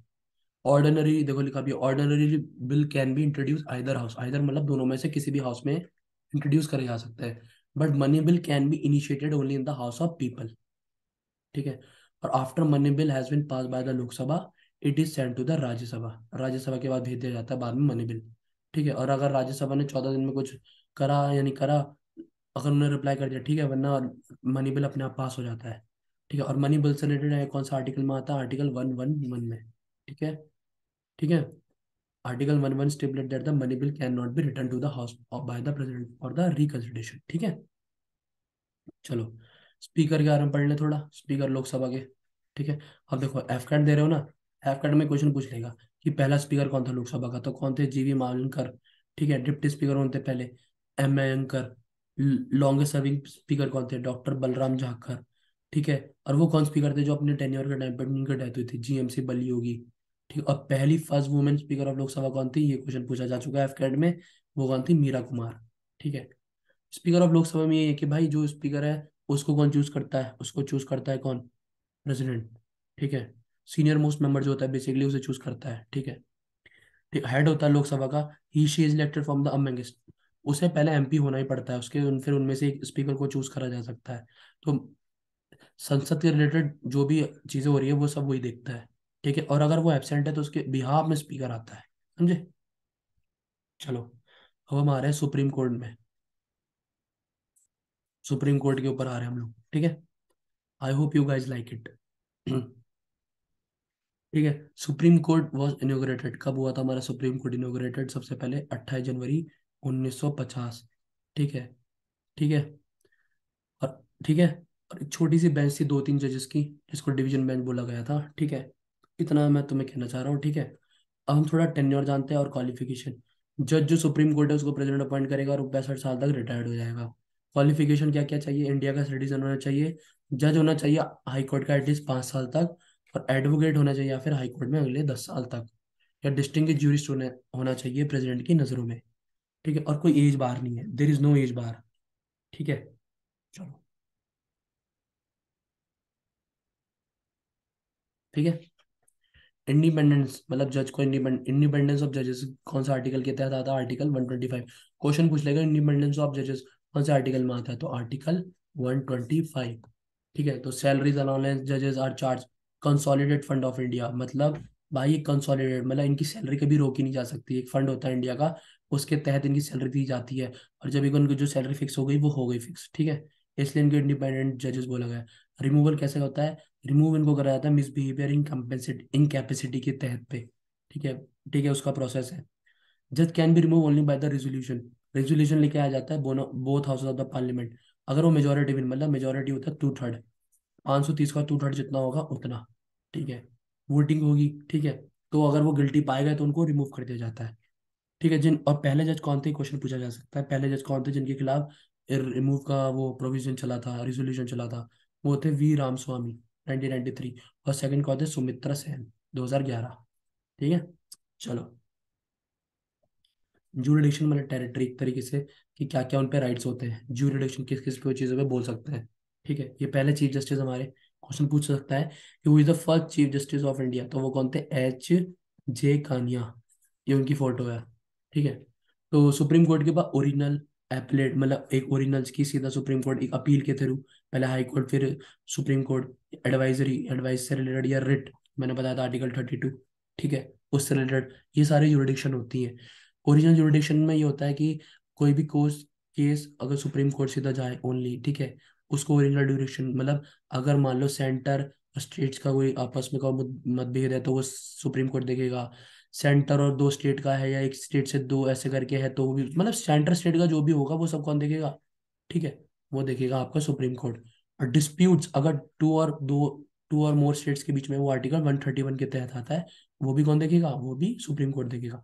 फिर अपेलेट ज्यूरिडिक्शन मतलब अपील। अपील मतलब लोअर कोर्ट्स के मान लो हाई कोर्ट से सेटिस्फाई नहीं हुए तुम सुप्रीम कोर्ट चले गए, तो इसको बोलते हैं अपेलेट ज्यूरिडिक्शन। ठीक है। ठीक है, क्योंकि वो हाईएस्ट कोर्ट ऑफ अपील है। 4 types of cases fall within the appellate. Appellate jurisdiction के तहत 4 केसेस आते हैं। एक होता है constitution case, civil case, criminal case और बाय स्पेशल लीव। ठीक है।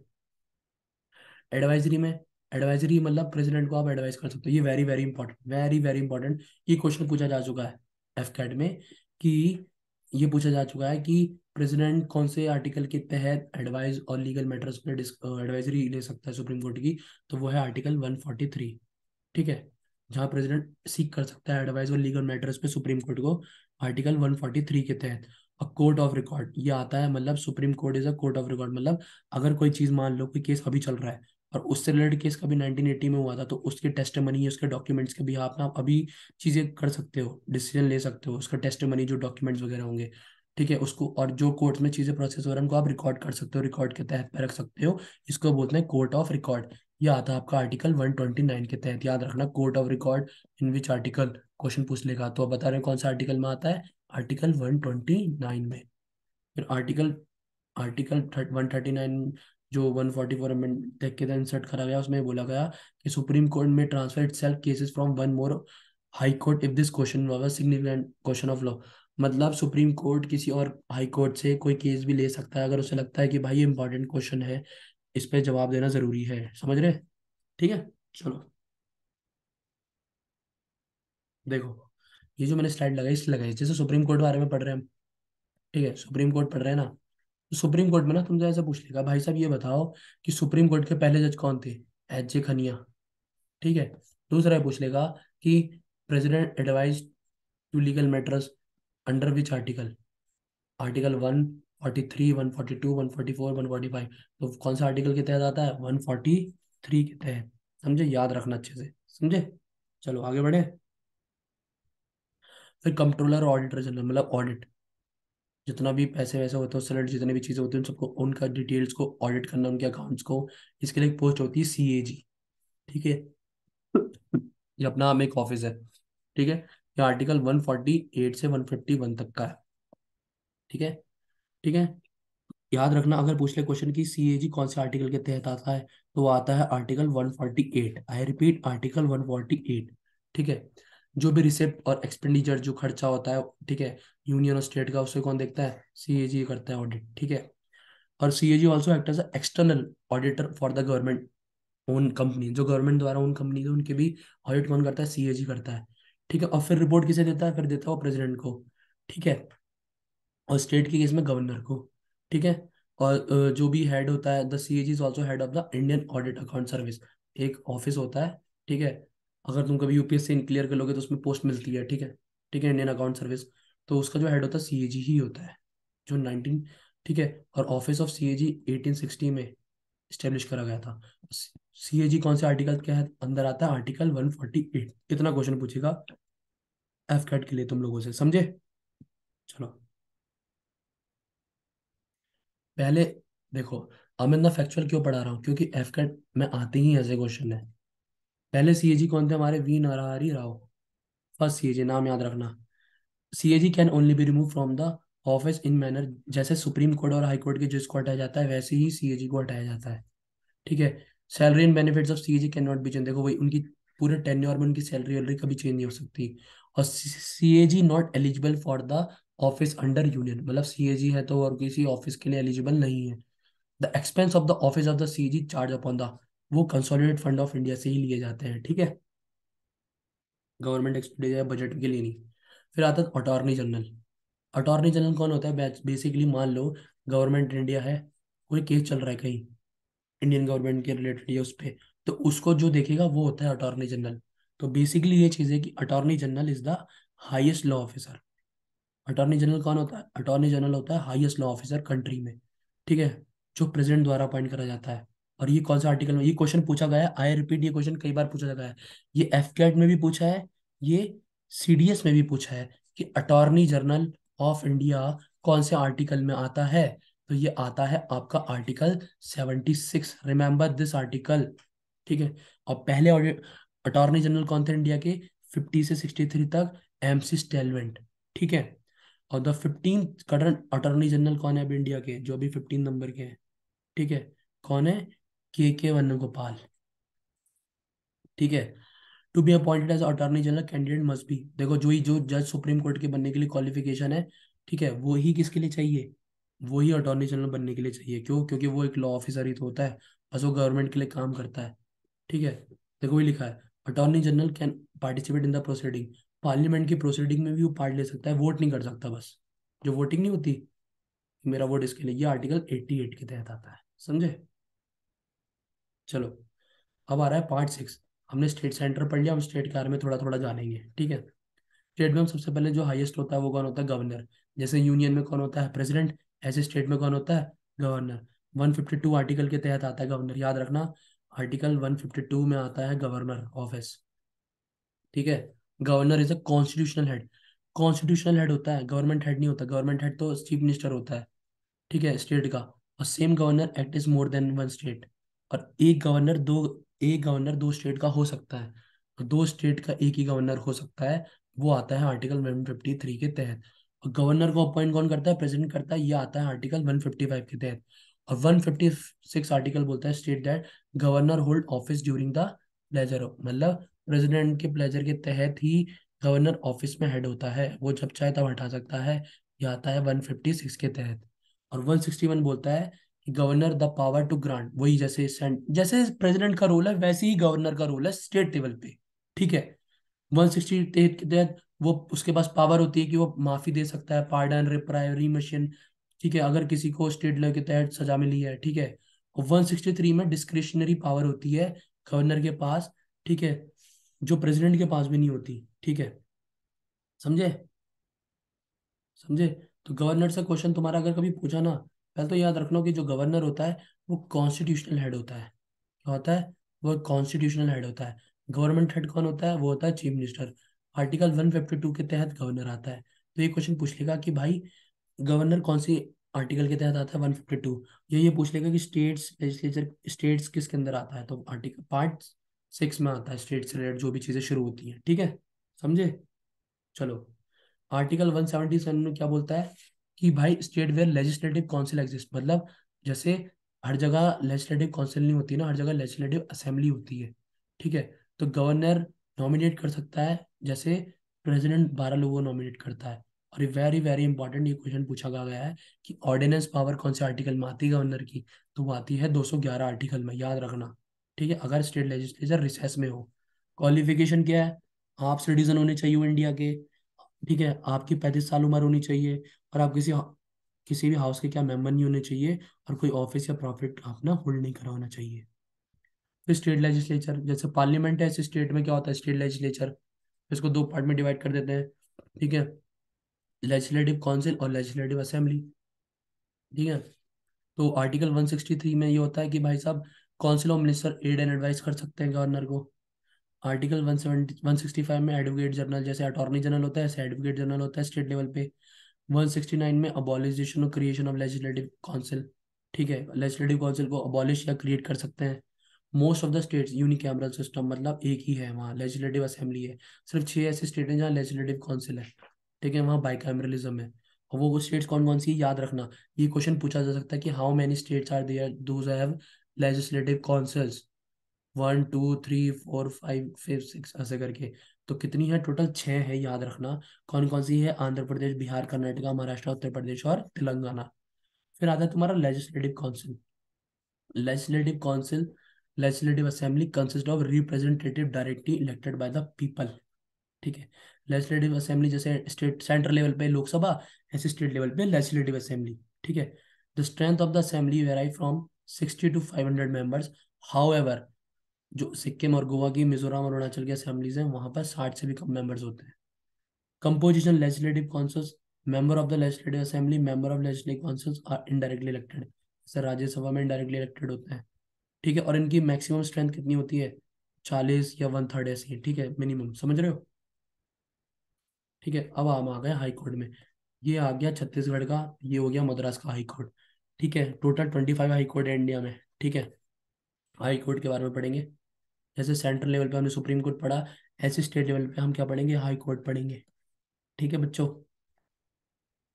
टोटल 25 हाई कोर्ट्स हैं इंडिया में, जिनमें से कैलकाटा हाई कोर्ट सबसे पहले एस्टेब्लिश हुआ था 1862 में। याद रखना, ये पहला हाई कोर्ट कौन सा है जो एस्टेब्लिश हुआ था?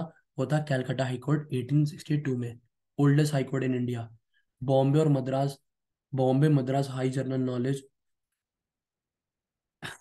Indian polity. ठीक है, उस साल 59 कोर्ट्स एस्टेब्लिश हुए थे, सेम ईयर। ठीक है, न्यूएस्ट हाई कोर्ट आज त्रिपुरा, त्रिपुरा और मेघालय, मणिपुर, ये थोड़ा कुछ गलत, ये गलत लिख दिया है थोड़ा इसका ना। ठीक है, टेक्निकल एरर। ठीक है, तो जो न्यूएस्ट हाई कोर्ट हैं वो त्रिपुरा के हैं, मेघालय, मणिपुर। ठीक है, जो 2013 में बने हैं।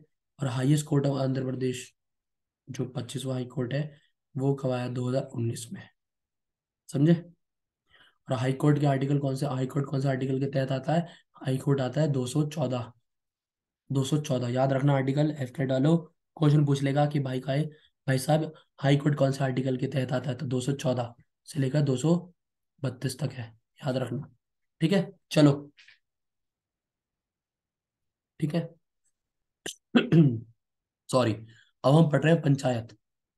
ठीक है, पंचायत, पंचायत हमारे पार्ट 9 में आती है। कौन से पार्ट में आती है? यही क्वेश्चन पूछ लेगा कि भाई पंचायत कौन से पार्ट में आती है? तो पार्ट 9 में आती है। ठीक है, और आर्टिकल 243 कवर करती है, आर्टिकल 243 ओ तक। ठीक है, और ये कौन से अमेंडमेंट में ऐड करी गई? 1992 के 73rd, याद रखना ये 73rd अमेंडमेंट एक्ट के तहत 1992 में इसको 3 टायर लेवल, मतलब एक जो नहीं होता 3 लेवल पे, ग्राम पंचायत और विलेज लेवल पे, ग्राम लेवल पे, विलेज लेवल पे, फिर डिस्ट्रिक्ट लेवल पे, ये 3 टायर लेवल पे 73rd अमेंडमेंट 1992 के तहत इसको क्या पार्ट बनाया गया? इंडियन कॉन्स्टिट्यूशन का। ठीक है। ग्राम हो गया, ग्राम panchayat at the village level, panchayat समिति ब्लॉक लेवल, और जिला परिषद डिस्ट्रिक्ट लेवल पे, ये 3 टायर सिस्टम। ठीक है। पंचायत सिस्टम एग्जिस्ट करता है पूरी स्टेट में एक्सेप्ट नागालैंड, मेघालय, मिजोरम।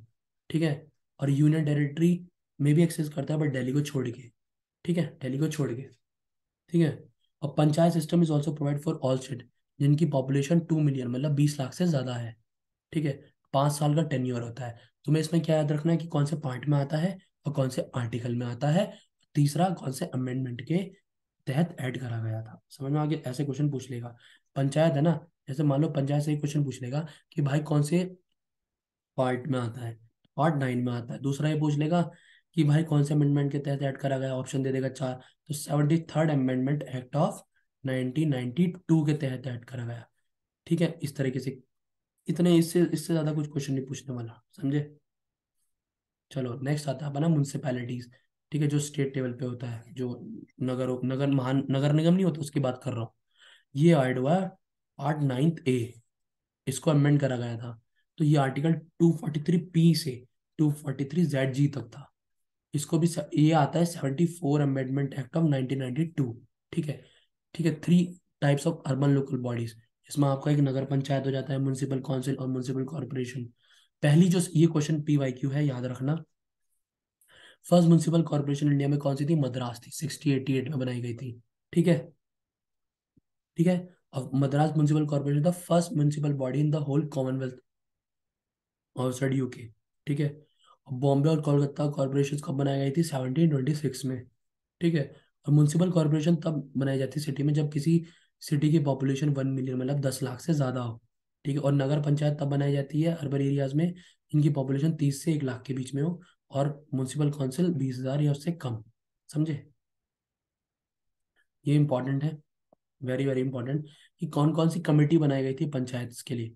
तो बलवंत राय मेहता कमेटी 1957 में, क्योंकि ऐसे पूछ सकता है जैसे फंडामेंटल ड्यूटीज के लिए स्वर्ण सिंह कमेटी थी ना, ऐसी पंचायत के लिए कमेटी थी। तो क्वेश्चन पूछ लेगा कि भाई अशोक मेहता कमेटी किससे रिलेटेड है, 4 ऑप्शन दे देगा। समझ रहे हो?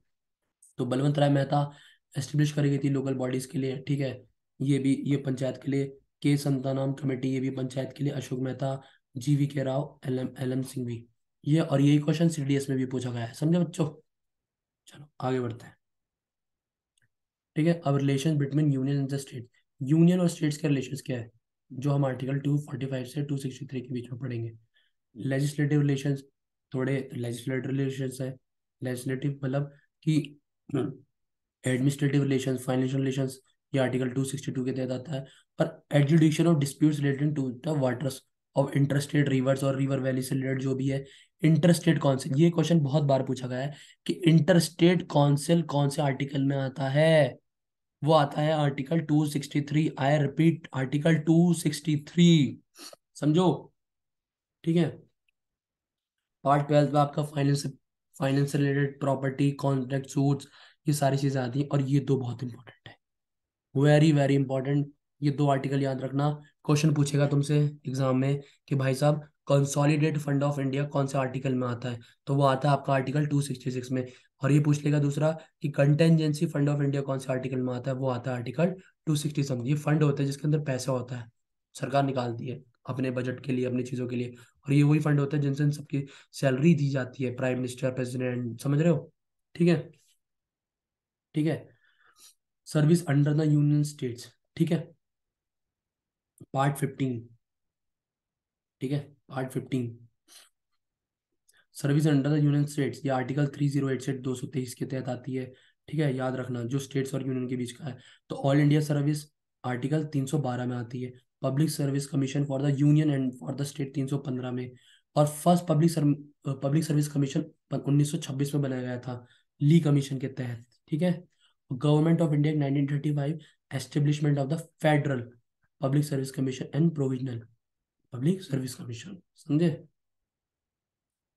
UPSC जिसका तुम एग्जाम लिखोगे, UPSC। ठीक है। UPSC के लिए प्रिपेयर कर रहा है, इतना ये इंपॉर्टेंट नहीं है यार, मैं तुम्हें सच बताऊं। ये इससे रिलेटेड क्वेश्चन नहीं आने वाला, लेट इट बी। मैंने तब भी डाल दिया था। ठीक है। ताकि तुम्हें कुछ ऐसा ना लगे कि कुछ मिस हो गया है, इतना डेप में जाने की जरूरत नहीं है। समझे? हाँ ये इंपॉर्टेंट है, ये क्वेश्चन पूछा गया है, PYQ है कि भाई इलेक्शन कमीशन कौन से आर्टिकल में आता है, इलेक्शन कमीशन कौन से आर्टिकल में आता है, तो वो आता है आर्टिकल 324। ठीक है। इलेक्शन कमीशन 1950 25 जनवरी को एस्टेब्लिश हुआ था। ठीक है। और ये एक ऑटोनॉमस और क्वाजी जुडिशरी कॉन्स्टिट्यूशनल बॉडी है। ठीक है। जिसका काम होता है फ्री फेयर इलेक्शन कराना। ठीक है। एक क्वेश्चन यहाँ से ये बन गया, कौन सा आर्टिकल में आता है, आर्टिकल 324। दूसरा क्वेश्चन ये बन गया कि चीफ इलेक्शन कमिश्नर कौन है, तो पहले कौन थे हमारे chief election commissioner, Sukumar Sen थे हमारे पहले चीफ इलेक्शन कमिश्नर। ठीक है। चलो, दूसरा फाइनेंस कमीशन। फाइनेंस कमीशन से भी क्वेश्चन आया कि फाइनेंस कमीशन कौन से आर्टिकल में आता है। फाइनेंस कमीशन आता है आप लोगों का आर्टिकल 280 में। ठीक है। फाइनेंस कमीशन आता है आपका 280 में। ठीक है। जो हर, ठीक है, it is constitute bye the president of for India every 5th year. ठीक है। इसमें चेयरमैन होते हैं और 4 मेंबर होते हैं। ठीक है। प्रेसिडेंट के रिकमेंडेशन पे ये डिस्ट्रीब्यूशन ऑफ नेट, जो भी टैक्स वगैरह शेयर करना है आपस में स्टेट्स वगैरह को उससे रिलेटेड जो भी होता है, वो सारी चीज़ें इसमें आती हैं। ठीक है। और अभी हमारा जो 15th फाइनेंस कमीशन है, उसको अपॉइंट करा गया था 2017 2 जनवरी को, जिसके चेयरमैन है NK सिंह। ठीक है। हम याद रखना। तो देखो, हमने पढ़ा अभी क्या, इलेक्शन कमीशन पढ़ा, फाइनेंस कमीशन पढ़ा। इनसे तुमसे बस इतना क्वेश्चन बनेगा कि इलेक्शन कमीशन 324 के तहत आता है, फाइनेंस कमीशन 280 के तहत आता है, बस। कौन से आर्टिकल्स के तहत आते हैं, समझे? ठीक है। अमेंडमेंट, ये थोड़ा इंपॉर्टेंट है। अमेंडमेंट्स ऑफ द, वैसे इससे भी इतना क्वेश्चन पूछेगा कि अमेंडमेंट्स ऑफ द कॉन्स्टिट्यूशन कौन से आर्टिकल में आता है। Amendment of the constitution sorry, amendment of the constitution article 368 के अंदर आता है, समझ में आ रहे हो? जिसमें हम दो तरीके से कॉन्स्टिट्यूशन को अमेंड कर सकते हैं। पहला तो ये है कि स्पेशल मेजोरिटी पार्लियामेंट की, ठीक है, जिसमें 2/3। ठीक है। तीसरा होता है special majority parliament with the concern of the half state. अगर आप स्टेट की किसी चीज को क्या कर रहे हो, अमेंड कर रहे हो, तब आपको स्टेट का कंसर्न चाहिए। ठीक है। ठीक है। और ये बहुत इंपॉर्टेंट है, केशवानंद भारती केस, जिसमें हमारा बेसिक स्ट्रक्चर आता है कि बेसिक स्ट्रक्चर कॉन्स्टिट्यूशन का किससे, किसमें ऐड करा गया था, कौन से केस था, वो था केशवानंद भारती केस 1973। याद रखना, ये क्वेश्चन बन जाएगा guarantee. Basic structure of the constitution कौन से उसमें था, केशवानंद भारती केस 1973। समझ में आया? चलो very very important question F में ये पूछा गया है, और पूछा पूछा जाता है कि वो कौन सा अमेंडमेंट है जिसको हम मिनी कॉन्स्टिट्यूशन बोलते हैं। तो वो कौन सा अमेंडमेंट है, वो है आपका 42nd अमेंडमेंट एक्ट ऑफ 1976, जिसको हम मिनी कॉन्स्टिट्यूशन बोलते हैं। क्यों? क्योंकि ये वही एक्ट है जिसके तहत प्रियम्बल में 3 वर्ड ऐड करे गए थे। बताया था मैंने, 7 शेड्यूल में 5 चीज ऐड करी गई थी। फंडामेंटल ड्यूटीज में 50 में ये ऐड करा गया था कि 6 से 14 साल के बच्चे, DPSB में, ठीक है, पार्लियामेंट में एक्सटेंशन, लोकसभा का, जुडिशरी में, ये सारी चीजें। जिसमें आपके ये 3 वर्ड कौन कौन से थे, वो थे आपके सोशलिस्ट, सेकुलर और इंटीग्रिटी। और DPSP में आर्टिकल 39 31 39A 43A 48, ये सब DPSP के तहत ऐड करे गए थे। कौन से आर्टिकल, कौन से अमेंडमेंट में, 42nd अमेंडमेंट एक्ट के तहत ऐड करे गए थे इसमें। ठीक है, समझे? अब ये बहुत वेरी वेरी इंपॉर्टेंट, क्योंकि आप लोग F-कैट के एग्जाम दे रहे हो, तो ये बहुत इंपॉर्टेंट हो जाता है, समझे? ये बहुत ज़्यादा इंपॉर्टेंट हो जाता है। तो हम इंटरम गवर्नमेंट के बारे में पढ़ेंगे, जो सबसे पहली गवर्नमेंट बनी थी 1946। इंटरम गवर्नमेंट मतलब होता है जो परमानेंट नहीं है, टेम्पररी है। तो जिसमें जो हमारे एक्सटर्नल अफेयर्स और कॉमनवेल्थ रिलेशंस के मिनिस्टर थे, वो थे Jawaharlal Nehru. Home minister information broadcasting है सरदार भाई पटेल। राजेंद्र प्रसाद जी हमारे फूड एंड एग्रीकल्चर। जॉन मठाई इंडस्ट्रीज सप्लाईज वाले। ठीक है। जगजीवन जी राम लेबर के। सरदार बलदेव सिंह डिफेंस के। CH Bhabha workers mines and powers के। लियाकत अली खान फाइनेंस के। अब्दुल रब निस्तार, ठीक है, पोस्ट एंड एयर के। Asaf Ali railway and transport के। C Rajagopalachari education and arts के। और सेकंड चौंगरीकर कॉमर्स के। और गजनफर अली खान हेल्थ के। और लास्ट में जोगेंद्र नाथ मंडल लॉ के। ठीक है, ये नाम याद रखना, कोई भी पूछ लेगा। ठीक है। अब तो हमने पढ़ लिया कॉन्स्टिट्यूशन की बेसिक आइडियाज। अब कॉन्स्टिट्यूशन का फ्रेम कैसे करा गया था। कॉन्स्टिट्यूशन का जो आइडिया था ना, वो MN रॉय द्वारा गया था, जिन्होंने इंडिया में कम्युनिस्ट मूवमेंट छेड़ी थी। ठीक है। The constitution was frame by the constitution assembly of India 16 मई 1946। ठीक है, जिस कैबिनेट मिशन के तहत लाया गया था। ठीक है। इसके चेयरपर्सन कौन थे, सचिदानंद सिन्हा। ठीक है। फिर क्या होता है कि BN राव को अपॉइंट करा गया था कॉन्स्टिट्यूशनल एडवाइजर। ठीक है। टोटल मेंबरशिप कितनी थी उस टाइम पे कॉन्स्टिट्यूशन असेंबली की? 389, जिसमें से 292 ब्रिटिश स्टेट्स के रिप्रेजेंटेटिव थे, और 393 कितने थे प्रिंसली स्टेट्स के, और 4 थे चीफ कमिश्नर्स। जो वो कौन कौन से थे? दिल्ली, अजमेर, मेरवाड़ा, कुरुंग और ब्रिटिश बलूचिस्तान। ठीक है। और चेयरपर्सन कौन थे ड्राफ्टिंग कमेटी के? वो थे B.R. अम्बेडकर जी, जिनको फादर ऑफ कॉन्स्टिट्यूशन भी बोला जाता है, फादर ऑफ इंडियन कॉन्स्टिट्यूशन। ठीक है। इन एक्ट कब करा गया था, कितना टाइम लगा था? 2 साल 11 महीने 18 दिन लगे थे कॉन्स्टिट्यूशन कंप्लीट होने में, पता है? और some process provisions related to citizen election provisional parliament were given to immediate effect. Constitution कब अडॉप्ट करा गया था? 26 जनवरी 1949 में, जिसमें प्रियम्बल था, 399 आर्टिकल्स थे, 22 पार्ट में डिवाइड था, और 8 शेड्यूल थे। और अभी प्रेजेंटली 448 आर्टिकल्स हैं, 25 पार्ट है और 12 शेड्यूल्स हैं। ठीक है। Enforcement of constitution delay till 26 जनवरी तक डिले हुआ। ठीक है, 1999।